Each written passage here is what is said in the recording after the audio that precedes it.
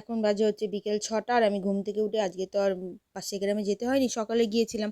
তাই জন্য উঠেই আগে চা বসিয়ে দিলাম। এই যে চাটা বসিয়ে দিয়ে আর এই যে চা খেতে বসেছি, আর এই সামনে মালগুলো রেখেছি, ওই মালগুলো এখন সব আয়রন করে বিল করতে হবে সেই জন্য।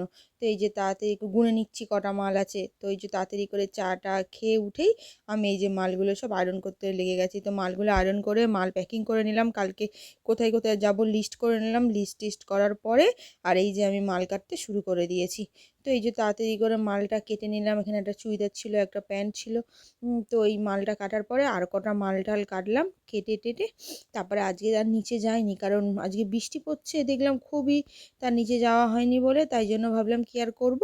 তো সেই জন্য একেবারে আর বাসন মাজলাম না। তো ভাবলাম ভাতটা খেয়ে নিই, ভাত টাত খেয়ে দিয়ে তারপরে গিয়ে বাসন মাজবো। তো তাই জন্য এই যে ভাত আমি গরম করতে চলে এসেছি।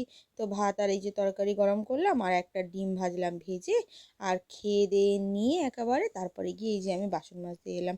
তো আজকে অল্পই বাসন ছিল, কারণ তো বেশি রান্নাও করিনি সকালে, অল্পই কটা বাসন ছিল। রাতে শুধু ডিম ভেজেছি, আর এই খাওয়ার বাসনগুলো এই যে বাসন টাসন মেজে আমি এখানে চলে এলাম কাজ করতে। কারণ ওই বললাম না কাজের খুব চাপ রয়েছে, যেহেতু কালকে যাবো। তো এই যে চুড়িদার আর প্যান্টটা কাটলাম, তো সেটাই যে করতে বসে গেছি। চুড়িদারটা হয়ে গেছে, এই যে প্যান্টটা করতে বসে গেছি।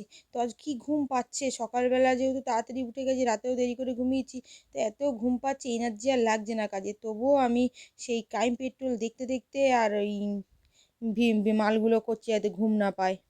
তবু এই মালটা করতে করতে বেজে গেছে প্রায় আজকে 2টোর ওপরে।